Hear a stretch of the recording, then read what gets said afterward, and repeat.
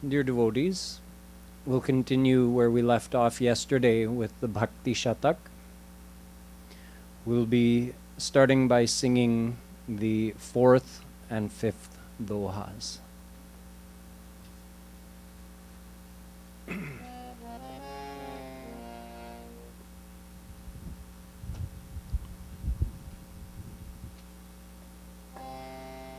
Jai Radhe Krishna Radhe Radhe Radhe Krishna Radhe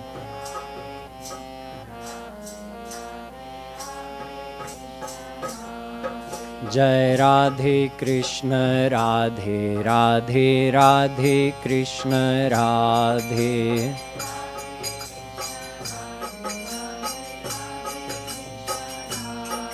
Jai Radhe Krishna Radhe Radhe Radhe Krishna Radhe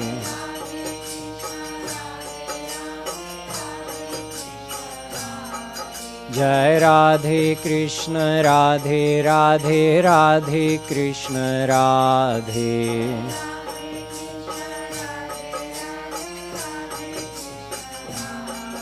Jai Radhe Krishna Radhe Radhe Radhe Krishna Radhe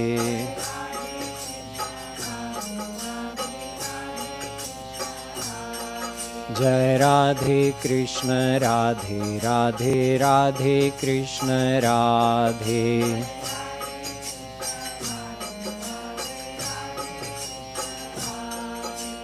Jai Radhe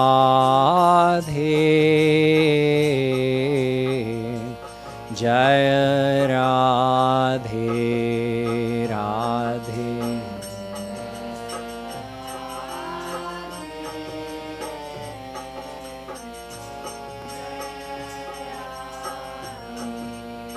Radhe Jai Radhe Jai Radhe Radhe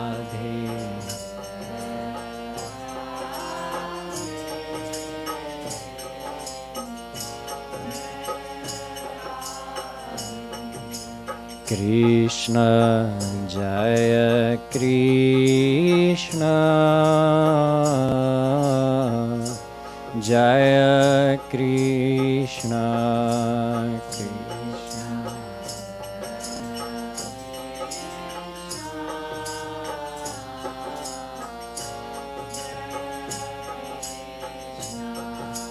Krishna Jaya Krishna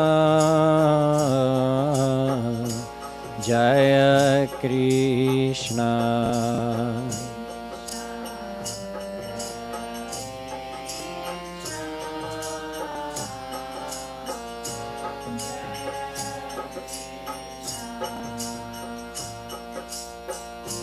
Jeev tatastha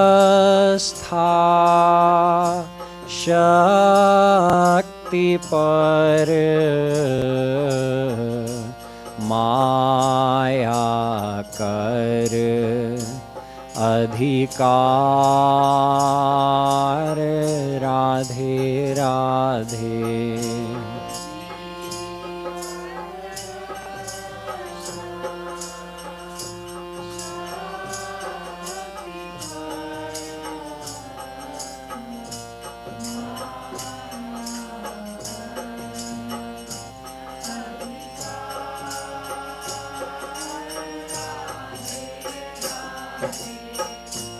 Vastutastu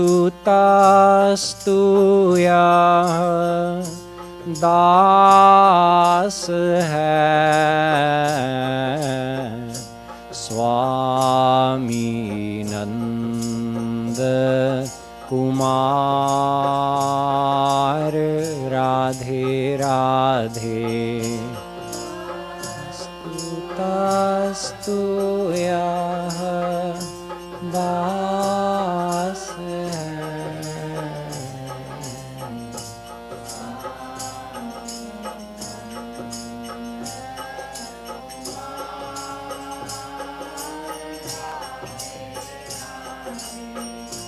Krishna bahirmukh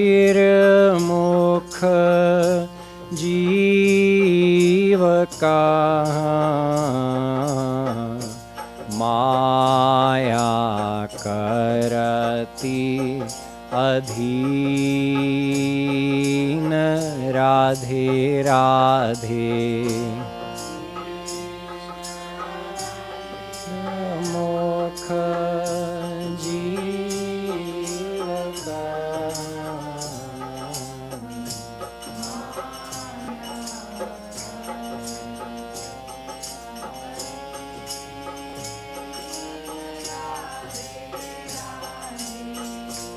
ताते भूल्यो आपु कहाँ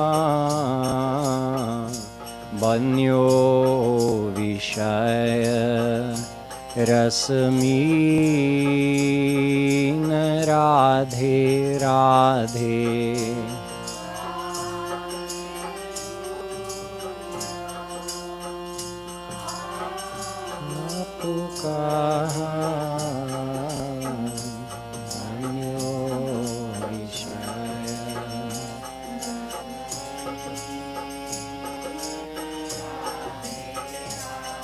जय राधे कृष्ण राधे राधे राधे कृष्ण राधे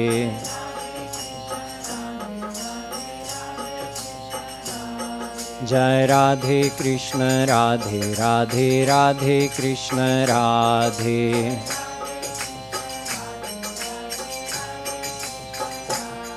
जय राधे कृष्ण राधे राधे राधे कृष्ण राधे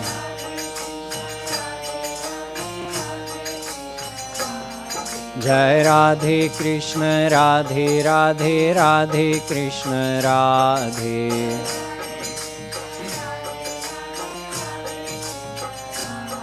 जय Radhe Krishna Radhe Radhe Radhe Krishna Radhe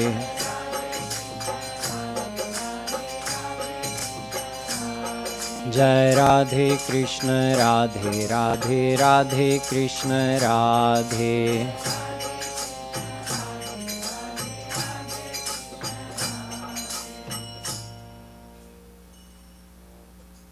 Yesterday, while explaining the fourth doha, I explained to you that what exactly is the soul, and we learned that the soul is ansh of Shri Krishna's Jeev Shakti.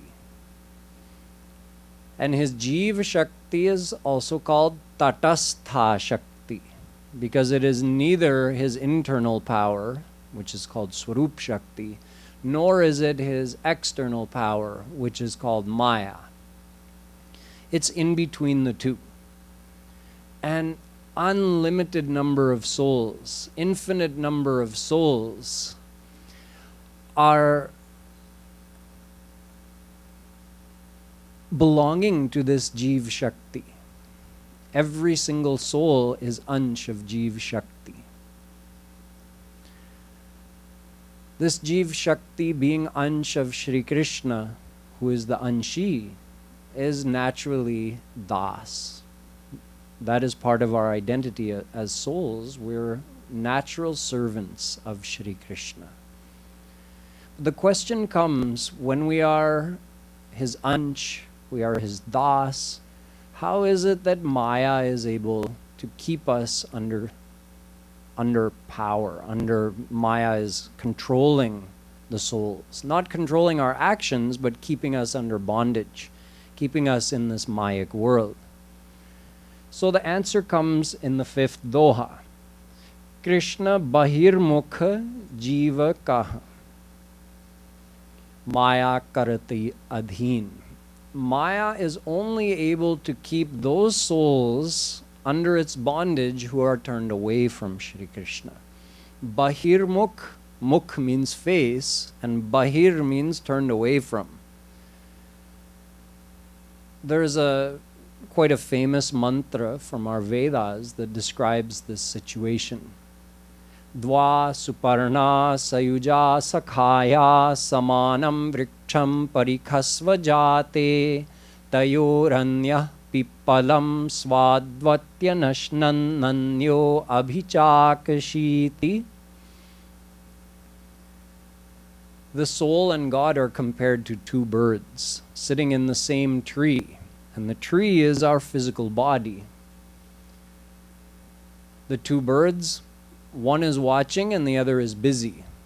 So the soul, the one bird who is busy trying to eat all the fruits of the tree.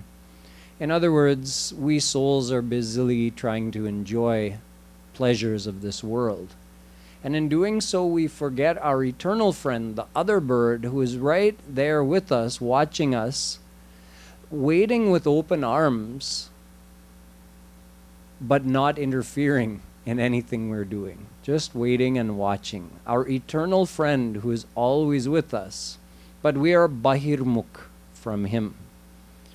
So it is only those souls who are turned away from God whom Maya is able to keep under bondage. Another question along these same lines that people ask is, if souls are Chetan and Maya is Jada, how is Jada Maya able to keep Chetan Jeev under bondage? Chetan means alive and Jada means non-living. So this Mayic energy is Jada. How should it be able to keep the soul under bondage? To understand this, let's think of Maya as darkness, God as the sun, Mahaprakash, and souls as Anuprakash. We are also Prakash. God is Mahachetan. He is the giver of all life. He gives life to every soul. And we are Chetan. We receive that Chetanata from Bhagwan. But our significance is called Anu, whereas God is Vibhu. Vibhu means absolutely great, unlimited. And Anu means infinitesimal. So Maya is darkness. God is like the sun, Mahaprakash, and we are Anuprakash, a tiny fraction of that great divine light. Now, if you were to look at a shiny thing, like the metal on this harmonium stop, you would say, this has ansh of prakash in it. Prakash means light. It reflects light, it's shiny. So it's like it has an ansh of prakash in it. However, if we turn off all the lights in this room, this gets overcome by the darkness. This doesn't have enough power of prakash to banish the darkness. The darkness overcomes this if all the rest of the lights are turned off. Similarly, if souls are turned away from God, then Maya overcomes the soul. Even though we are Chetan and Maya is Jada. So the darkness, Maya, overpowers us. This is an eternal situation. We never became Bahirmukh from God. We've always been turned away from Him. He is eternal, we're eternal, Maya is eternal. Had we ever been Sanmukh to God, Maya could have never brought us under bondage. Because can darkness go before the sun? Darkness can never overcome the sun, so Maya can never overcome God. It's impossible. And those souls who are with God, Maya can never touch them again. Those souls who become Sanmukh to God. So once you become Sanmukh to Bhagwan, you can never become Vimukh again. So once you're free from Maya, you're always free from Maya. Therefore, we are currently under Maya, so it means we've never been beyond Maya. If we're under Maya today, we must have been under Maya since eternity. So our Mayic bondage never began. It was never enforced upon us. It's a natural and eternal bondage. But of course, it doesn't have to last for all the rest of eternity. By turning towards God, we can be released from Maya. Now, some people think that Maya is just an illusion, and that you could get rid of Maya just by thinking. If you just think that, no, I'm a soul, I'm not this body, and this world doesn't exist. If you think that enough, then you'll be free from Maya. But the actual fact is that Maya is not a creation of our own mind. Maya is an actual power that exists. Mayam tu prakritim vidyan mayinan tu maheshwaram. Shvetashvatropanishad says that Maya is actually a power of God. So I described that to you yesterday. It's his Bahiranga Shakti. It's his external power, but don't think that it's separate from him. No, as we learned, no power can be separate from its base. So there's also a bhed sambandh between Maya and God. Take the sun again and a pot that's sitting there, and the reflection of the sun is falling into the pot, or the sun is being reflected by that pot of water, is what I mean. So that reflection in that pot of water is separate from the sun. You see the sun there, and the reflection is there, but the reflection can't exist without the sun. And technically it is only the sun. It's nothing else. Something like that. Maya is outside of God and separate from God because it has different characteristics than God. It's a non-living energy. And yet it can't exist without God. And it in fact exists within him. So Maya is a real power. Daivi hyesha gunamayi mama maya duratyaya. Gita. Shri Krishna says, Mama Maya. Maya is my power. In the Ramayana, it said, Sodasi Raghubir ki samujhe mithya sopi chute naram kripa binu nath kahu padropi.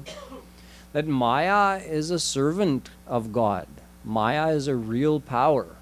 It's not just your imagination. So you can't make it go away just by thinking. Maya is a real power that really has us under bondage. Although the only reason we're under bondage is because we're turned away from God.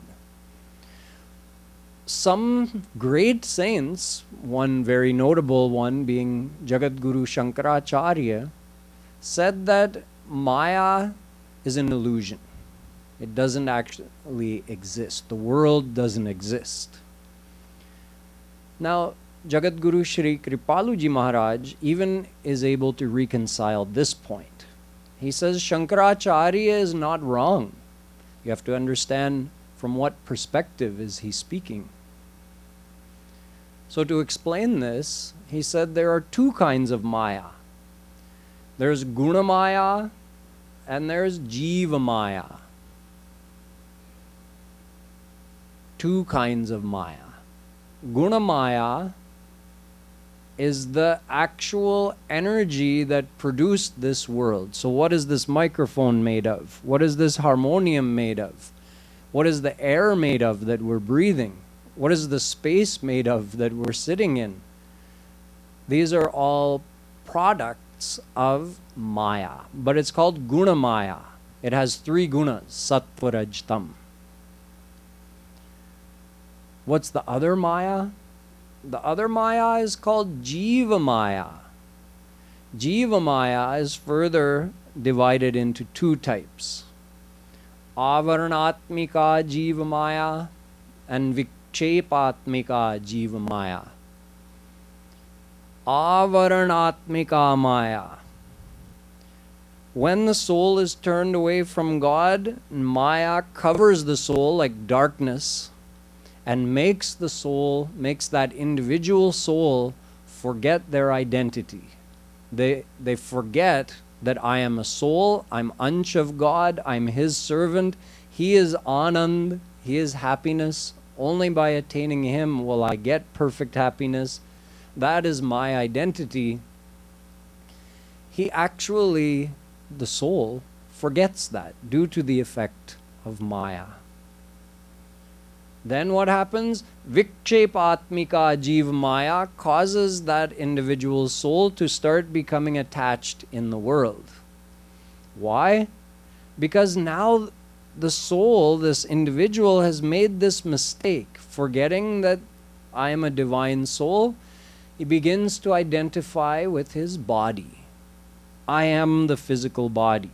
So he's forgotten his identity now. And since he's identifying with the physical body, he believes that he's related only to the things that are related to his physical body. The objects of the world become mine. They become the source, or at least he hopes they would, become the source of his happiness. All the people who are related to his physical body become the ones that he cares about and gets attached to. So because we believe that the things related to our physical body could be the source of happiness, we think about them a lot. And because we dwell on them, we develop attachment to those people and things. And that attachment becomes the cause of our rebirth. This is our situation. This is what we've been doing since eternity. Believing this world to be mine, because this body is mine and everybody related to me is mine. And where am I going to find happiness? In the people who are mine and in the things that are mine. In other words, all material things, forgetting about God. And the more we think like that, the more attached our mind becomes in worldly things and people. And we go on multiplying our attachments and desires. And that's what we've been doing since eternity. Now, the soul is still divine, and it still happens to be Ansh of God. There's no doubt about that. But it's the mind which is confused. The mind is deluded through the effect of Maya. So that delusion is what is fake. Maya, meaning the world, is not fake. The whole inner world we've created is considered fake. Now, we can't deny that it seems real to us, it feels real to us. When we feel love, when we feel hate, when we feel anger, when we feel these things, they're real to us. But in comparison to the outer world, they cannot be called real, relatively speaking. Just like if you have a diamond in one hand and you have a piece of cubic zirconia in the other hand. You say this is real and this is fake. Doesn't mean that cubic zirconia doesn't exist, but it's not comparable to the diamond. Similarly, our emotions are real for us, but they're not real on the level that things in this physical world are real, because these are real to everybody. They're the same for everybody. Everybody can agree that I have a book in my hand. Everybody can agree on the color of the book, unless you're colorblind. So the things in this physical world are the same for everybody. But the things in here are not the same for everybody. There could be a person standing before you, and you have feelings of love for that person because they're your mother. And another person over here feels completely differently about that person. Why? Because that's her brother. He feels totally differently than you do. Oh, that's my mother. That's my sister. He's feeling. The person is the same. The feelings in different people's hearts will be different. A total stranger won't feel anything. The enemy of her will feel anger, frustration, hatred. So, are those feelings real? Not real relative to the person. See, the person is real. You can't challenge whether the person exists or not. But those feelings, see, let's say there's another person who's in love romantically with that lady. They also have feelings of love. Then let's say they find out that, oh, she doesn't love me, she loves somebody else. She's been pretending to be nice to me, but she doesn't really love me. Then what happens to those feelings of love? They can be transformed into feelings of hate instantly. So is the love real or is the hate real? Which one is real? It's just a product of our own thinking. Then if he finds out, oh no, the person who told me that was lying to me. Actually, she does love me. Again, his feelings of hate transform to love. So which ones are real? That's why we say none of those feelings are real, because they can change in an instant depending upon our thinking. Or you can just put it this way, we create our own feelings of love and hate through either positive thinking or negative thinking. So when Jagadguru Shankaracharya talks about the world being unreal, he's talking about this world. This world is our creation. We build it up and we can tear it down. But the outer world is actually real. So the outer world is produced by Gunamaya with God's help. God has to activate Maya and then it unfolds into the form of the physical universe. And he has to be omnipresent in Maya to keep the universe in existence. But we, being almost powerless, since we are turned away from God, this Maya has us under its bondage, and due to the effect of its bondage, we've all forgotten our identity as souls. We identify with our physical body, so we start looking for happiness in all the physical things in this world, and that causes us to create more and more attachments, and that perpetuates our cycle of birth and death. So, as I mentioned yesterday, in the first 5 dohas of this Bhakti Shatak, Shree Kripalu Maharaj basically explains the whole thing. He explains about God, he explains about souls, he explains about Maya. He's reconciled all the theories into just these first 5 dohas.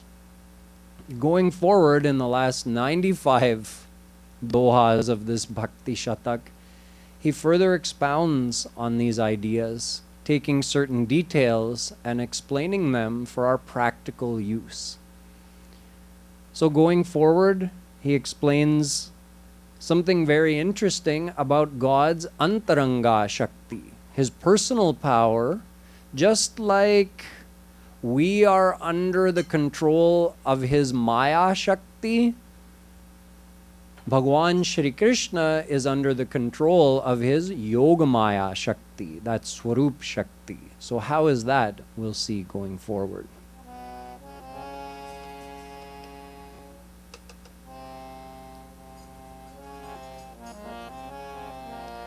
Jai Radhe Krishna Radhe Radhe Radhe Krishna Radhe.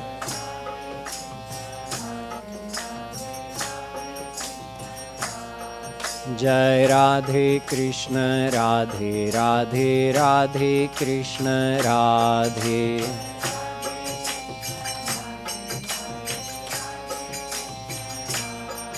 जय राधे कृष्ण राधे राधे राधे कृष्ण राधे।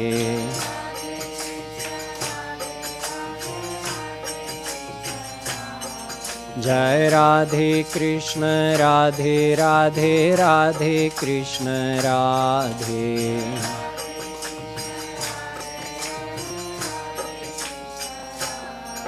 जय राधे कृष्ण राधे राधे राधे कृष्ण राधे।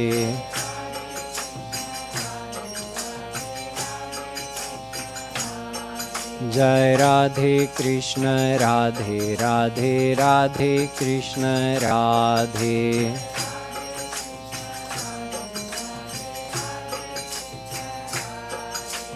जय राधे जय राधे राधे।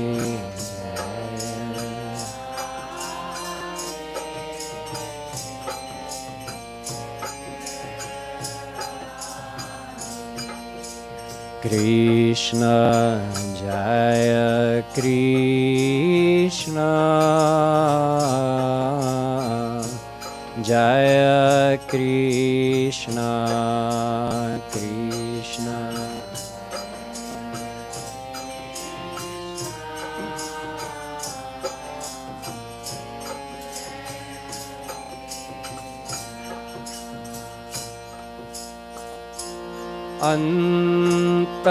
अंतरंग है पराजो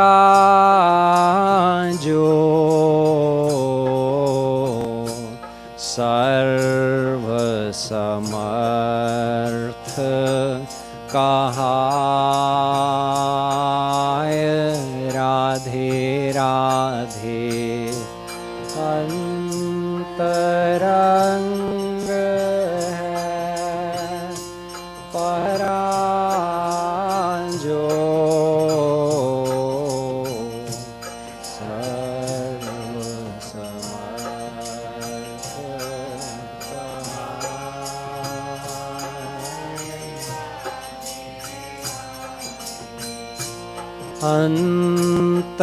अंतरंग है पराजो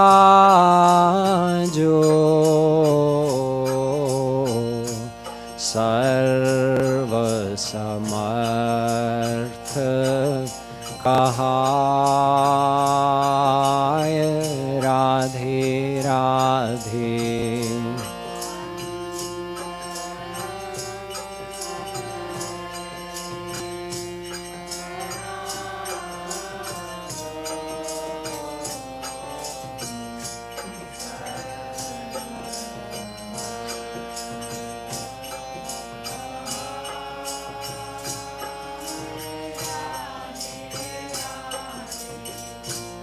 अति विचित्र गति परा की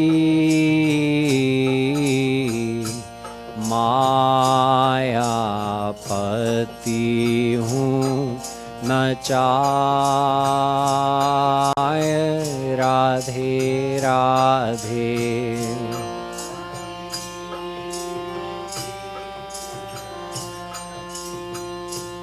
पराकी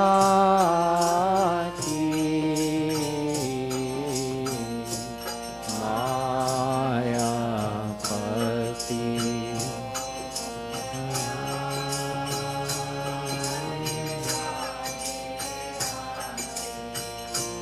अति विचित्र गति पराकी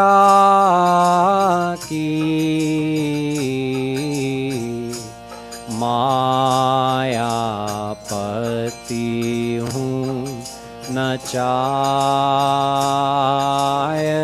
Radhe Radhe.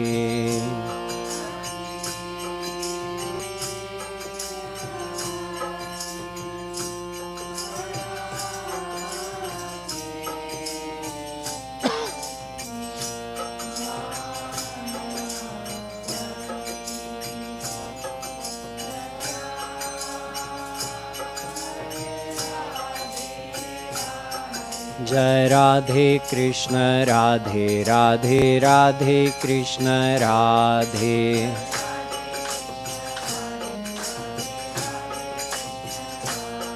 Jai Radhe Krishna Radhe Radhe Radhe Krishna Radhe.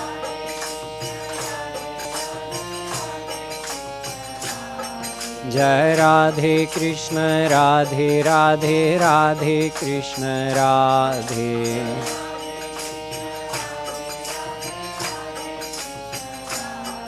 Jai Radhe Krishna Radhe Radhe Radhe Krishna Radhe.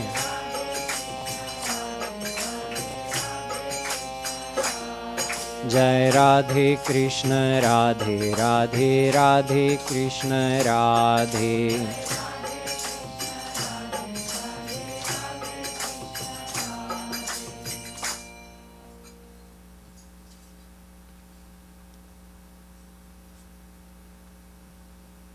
So we learned that there are three main tattvas, or three main powers. Parashakti means the supreme power. We also learned that there is the soul power, Jiv Shakti, and there is the material power, Maya Shakti. They are also referred to as Antarang, Tatast, and Bahirang. Bahirang, external, that's Maya. Tatast, those are the souls, in between, neither external nor internal. And then there's Antarang, internal. So this power is being described in this doha. Para, the supreme personal power of God, is Antarang. It's his personal power, and it is Sarva Samarth.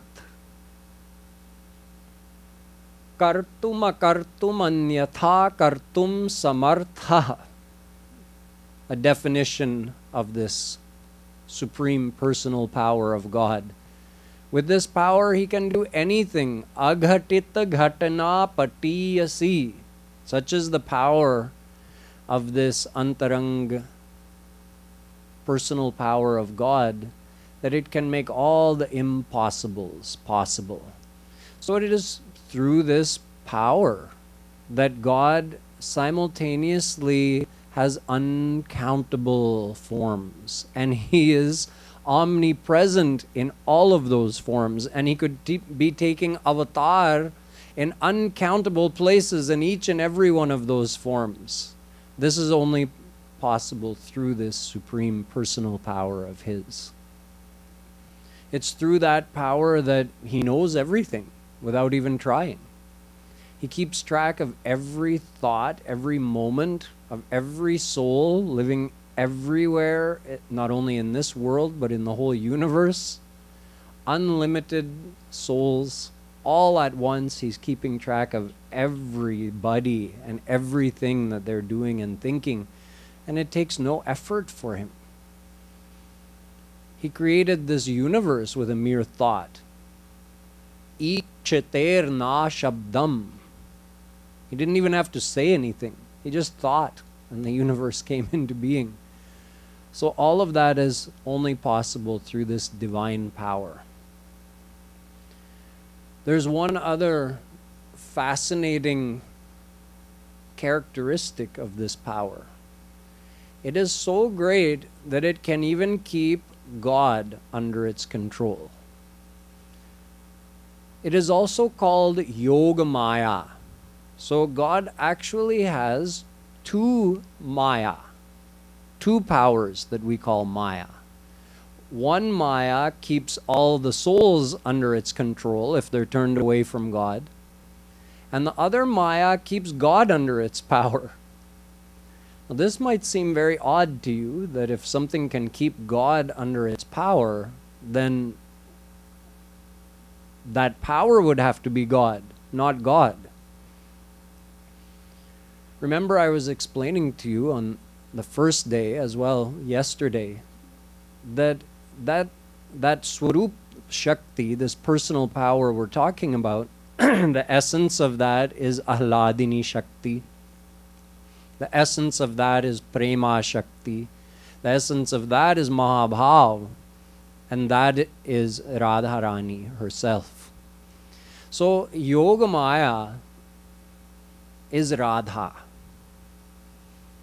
As well, we call the almighty aspect of Yogamaya is also referred to as Durga or Lakshmi or Saraswati. But the absolute supreme source of this power or form of this power is Radha herself. And Radha, being the soul of Shri Krishna who resides within Shri Krishna, we learn that Shri Krishna worships his soul Radha. So this Yogamaya Shakti, also called Parashakti, Swarup Shakti, Antaranga Shakti, Chit Shakti, it has all these names. It's also called Mohini Shakti, Vaishnavi Shakti. It has the power to make God forget he's God. That's what we mean when we say that it keeps God under his power. You know how Maya makes us forget our identity? We start thinking we're the body, forgetting that we're the soul. Well, Yogamaya makes Shri Krishna forget that he's God. So he also forgets his identity.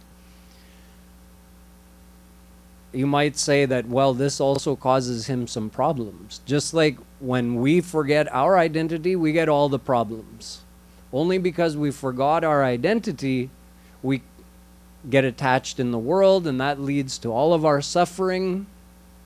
3 kinds of suffering: physical and mental suffering, suffering caused to us by other people, suffering caused by the elements and nature.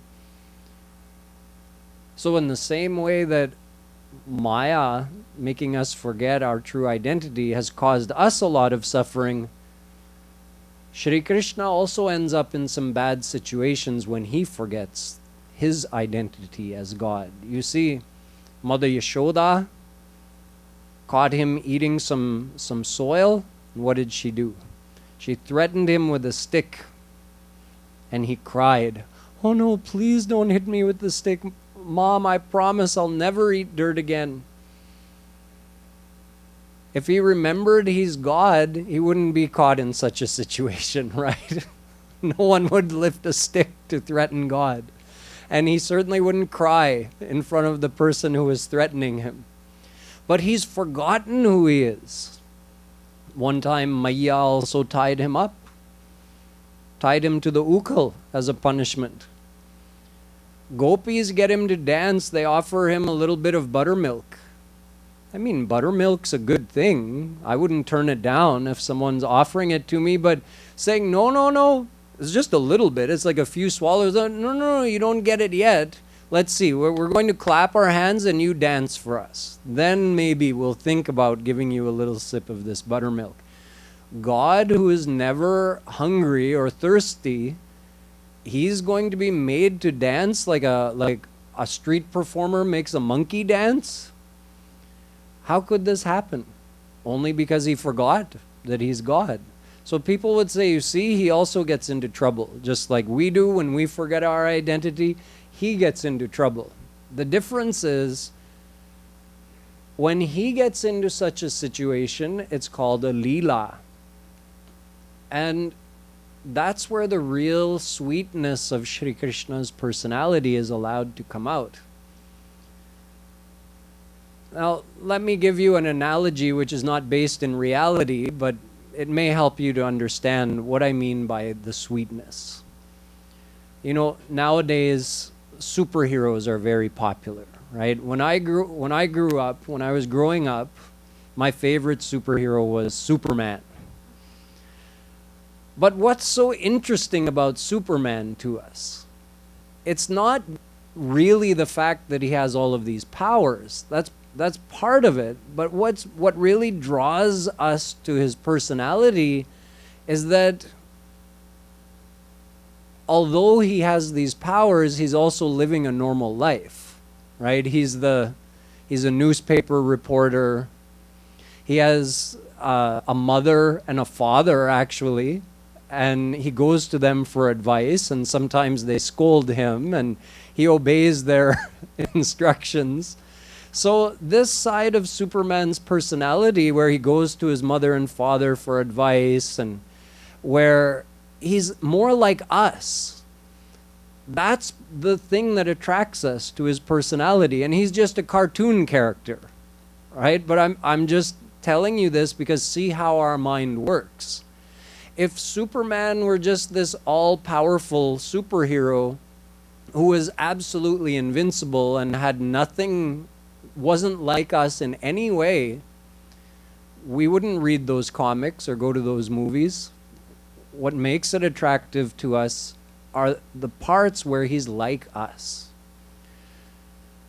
Now, God is real, and God really has unlimited power. He really is invincible.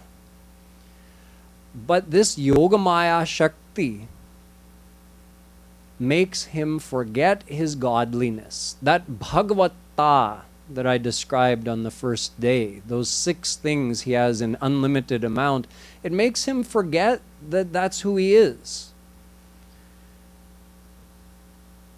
So he really wants that buttermilk from those gopis. He really is trembling before his mother when she threatens him with this little floppy twig that she's holding in front of him. He's not pretending or acting. He really just feels, oh, she's my mother. That's it. When he plays with his friends, he's not pretending to want to be with them. He really wants to be with them. They really are his friends, those Gwalbals, who happen to be God-realized saints, but nonetheless, they're just souls. Does God need to play with any soul? If he remembers that he's God, oh, I'm all-powerful, all-blissful, all-knowing, I don't need anything from anybody. So this Yogamaya Shakti, it says, Maya Pati hu na chai. Maya Pati, the owner, the controller of Maya, Shri Krishna, is made to dance by his Yogamaya Shakti. So this Yogamaya Shakti is very special and becomes the cause of all the sweetest leelas of Shri Krishna that are the most attractive to us, because then we can relate to him. We feel like we can love him and he would love us as well. Now, even when this is happening, he still is God. He doesn't stop being God, but he's not aware of his godliness. That's the only thing. He hasn't lost his power. He's just not aware of it. He's not conscious of the fact that he's God. You know, even the president, he will want to forget that he's the president during his leisure time, right? If he wants to go have a game of golf or play with his kids, do you think he wants his kids calling him Mr. President? No, he wants his kids to call him Dad. Similarly, Shri Krishna gladly forgets his godliness and plays with those God-realized saints, the Gwalbals, the Gopis, his mother and father, Yashoda, Nanda Baba. And all of this is made possible through this Yogamaya Shakti. So now we understand, we've had a good explanation of what is Jeev Shakti. We've had a good explanation of what is Maya Shakti. Now we have a little more in-depth understanding of what is this Yogamaya Shakti as well. Going forward now, in the verses to follow, Sri Maharaj Ji talks about the path in the next few verses. Now what do we have to do?